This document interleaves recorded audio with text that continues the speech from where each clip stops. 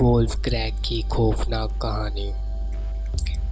چھوٹے بھولے بسرے گاؤں وولف کریک میں ایک قدیم لعنت ایک ویران حویلی کی چھاؤں میں چھپی ہوئی تھی۔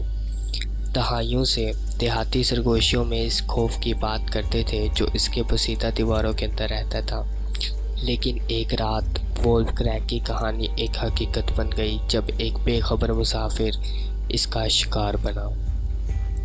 ایمی ایک فری لانس صحافی نے وولف کریک کی کہانی سنی تھی۔ تجسس کی وجہ سے اس نے تحقیق کرنے کا فیصلہ کیا۔ اسے کبھی یہ اندازہ نہ تھا کہ اس کے ساتھ کیا ہونے والا ہے۔ ایمی خود سے بات کرتے ہوئے، یہ طوفان اور بڑھ رہا ہے، مجھے پناہ لینی ہوگی۔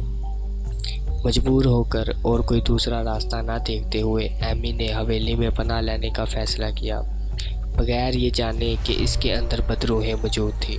جیسے ہی وہ اندر قدم رکھتی ہے، ہوا ٹھنڈی ہوتی جاتی ہے اور خوف کا ایک شدید احساس اس پر چھا جاتا ہے۔ حویلی زندہ معلوم ہوتی ہے، اس کی تاریخ ہر درار اور خلا سے جھلکتی ہے۔ ایمی آہستہ سے بولی، کیا یہاں کوئی ہے؟ صرف اس کی اپنی آواز کی گونج نے جواب دیا، لیکن ایمی اکیلی نہیں تھی۔ وولف کریک کی روحیں جاگ چکی تھیں۔ ایمی چونک کر بولی، کون ہے؟ ایمی کا دل تیزی سے دھڑکنے لگا جب اس نے اپنی گردن کے پیچھے ٹھنڈی سانس محسوس کی۔ اس نے مڑ کر دیکھا لیکن وہاں کوئی نہیں تھا۔ خوف نے اس پر قبضہ کر لیا۔ حوصلہ کرتے ہوئے ایمی نے ایک پرانی ڈائری تلاش کی۔ اس میں لکھی گئی کہانیاں حویلی کے سابقہ مکینوں کے بارے میں تھیں، جنہیں ایک انتقامی روح نے عذاب میں مبتلا کیا تھا۔